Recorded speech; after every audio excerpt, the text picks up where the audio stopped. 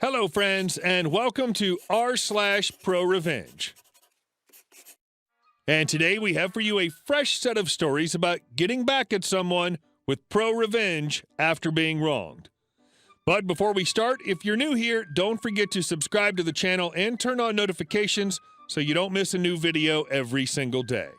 And our first story. Neighbors for months lost horribly. About 6 or 7 months ago, my neighbor got a drone. I don't mind people having hobbies, but for some reason he insisted on flying like the biggest jerk possible.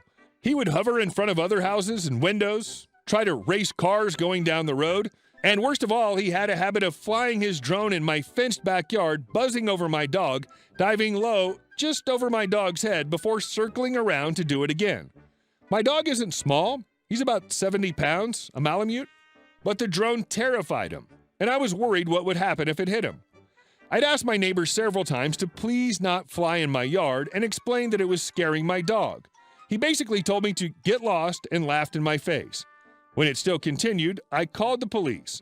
Unfortunately, there wasn't much they could do other than ask him to please not fly over my house and property. Finally, in late December, it happened. My dog got tired of his crap and managed to catch the drone right as it was diving towards him. He shredded the drone. The thing was just a jumbled mess of wires and plastic. Neighbor was PO'd. He stormed over to my house, swearing and threatening me, which I ignored. A week later, I got a summons to small claims court. He wanted $900 for the cost of his drone and an additional $300 for supposedly denying him access to his property. The drone sat in my yard for a couple hours before it was retrieved. F that. He could have killed my dog. I don't have kids or a girlfriend. I just have my dog, who's been my best friend for the past 7 years. That dog's moved with me 3 times. He was there when I graduated college, saw me buy my first house and my first new car. I love my dog. I went to legal advice and got some great help from them.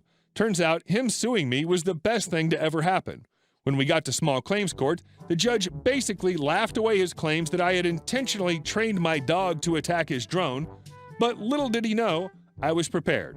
I had dozens of photos of my yard showing that it was impossible for him to accidentally fly that low to my dog, videos of him harassing my dog in the past, and I'd saved all my medical bills from taking my dog to the vet. $700 for an x-ray? Check. Another $250 to sedate him during? Why not?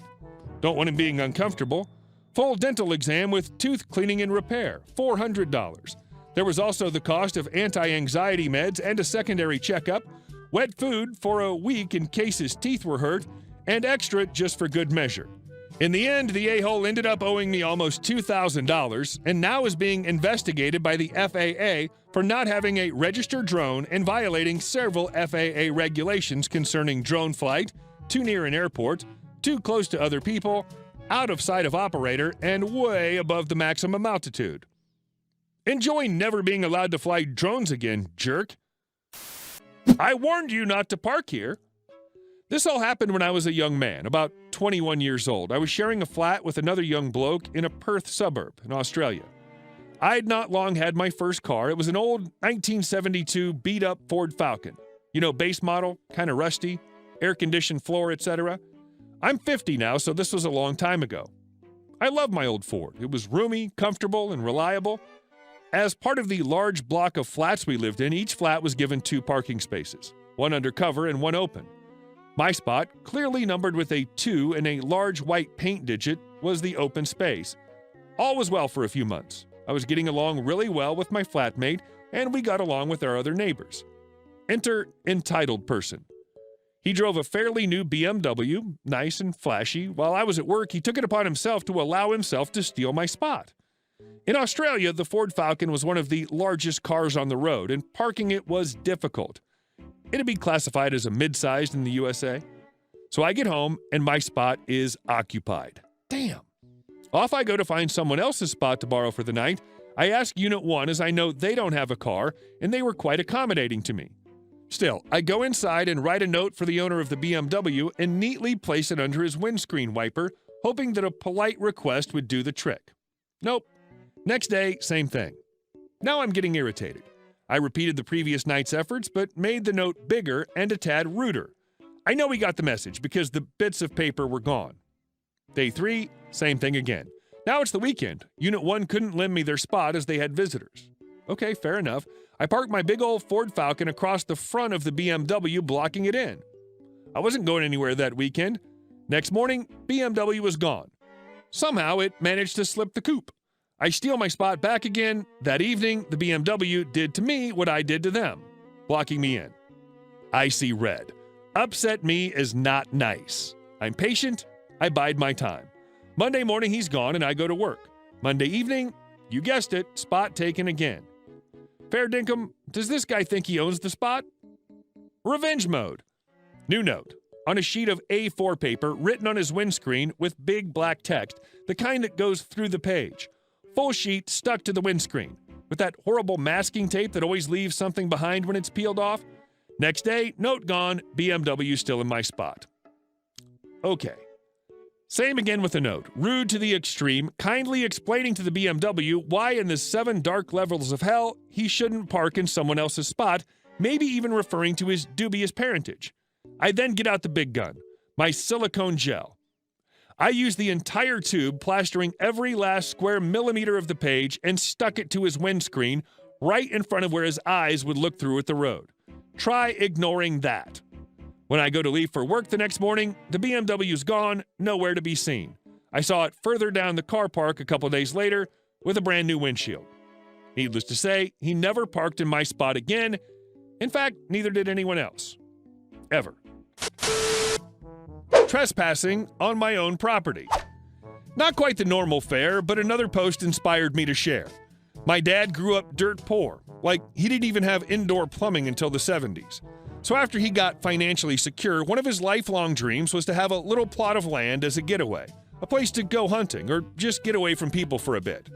So we ended up with this plot in rural Missouri, where the rocky soil wasn't great for farming and no real draws for people to build there. Didn't matter to my dad. He didn't want it for stuff that normally increased property value. As a kid, we'd go there and hike and stuff like that. At one point, the lead mine in town shut down, and that was the main source of revenue for the area. Things got pretty lean there as many were out of work. Anyway, we were out there hunting and saw some signs of logging. We knew it wasn't us, so we got a little on edge.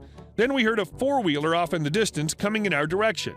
2 guys jump off and are yelling at us to get off their property or they'd have us arrested for trespassing on their property.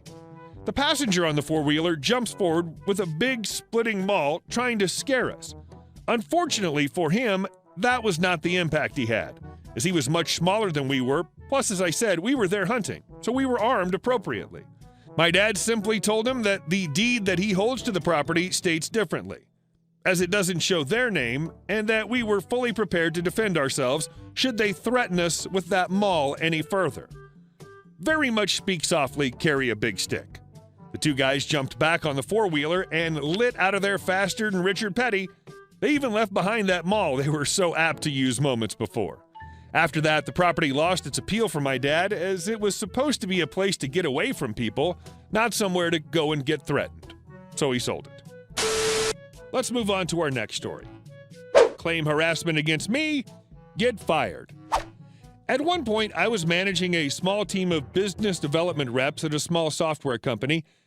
These are the recent grads that would be phone monkeys, making cold calls, trying to set up appointments for the real salespeople. I had 2 reps at the time, Amy and Paul. They were young but hungry. They listened to training and were generally great employees. At one point, Paul and I realized that we had some mutual friends, and that helped our relationship. Fast forward a few months from their hiring, and my boss grabs me one morning for a meeting with HR. Apparently, Amy had filed a harassment complaint against me, alleging some crazy things. She reported that my single goal was to ruin her career and that I would make sure she was fired. The HR meeting was a formality as no one believed it, but they had to do the investigation. Nothing came from it, but I would never be alone in a room with Amy again. If she came to talk to me with no one around, I would go to a common area of the office or invite someone into the discussion. A few more months and Paul asked me to be a reference. The company was a mess and the CEO was running it into the ground. I was more than happy to do it as I was job hunting myself. I just asked he keep me in the loop about interviews and offers, and I would cover his time out of the office. Not surprisingly, he landed a job pretty quick and gave his notice to me. Also at this time, IT was doing hardware upgrades to laptops, adding more RAM, allowing us to run the latest version of our product for demos. I coordinated with IT to have both their machines done one day and told them to take a long lunch. Well, a little over a year before this happened, one VP had been fired. After he left, I learned it was common practice for IT to review all the Skype chat logs from the machine. Luckily, it meant me getting a small bonus because the VP was trashing the company to me, but I wasn't. And I was vaguely praising the CEO. I'm no dummy. I don't have those conversations over channels that can be reviewed. With Paul out the door and Amy being a lying C-word, I asked IT to review their Skype logs during the upgrade because something seemed fishy. I was right. Even though Amy deleted her chat logs, Paul didn't. There were chats in there about how they were both job searching, and Amy had gotten an admin password for our CRM. She'd been pulling customer lists to take with her. Furthermore, she'd been bragging about receiving a $1,500 bonus to drop the harassment complaint against me, as the CEO was worried that any complaints or lawsuits would scare away investors needed to keep the company going. Oh, and she chatted that they made me sign a non-disclosure about it, but they won't find out. Oh, she was toast. Director of IT and I went straight to HR and the CEO with the printouts. The decision was quick. Both were to be terminated immediately. Amy for unauthorized access of data and breach of her non-disclosure, and Paul for some bullcrap reason of not reporting her. They got back from their lunch, and I immediately called them into HR.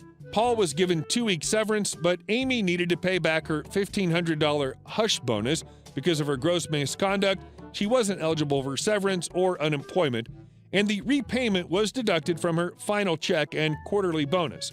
Her exit check was less than $10. Paul had 2 weeks off with severance. We remain connected, but I love seeing Amy changing jobs on LinkedIn every 6 to 9 months. Hey guys, thank you all for watching the video to the end, and I'll see you in the next one.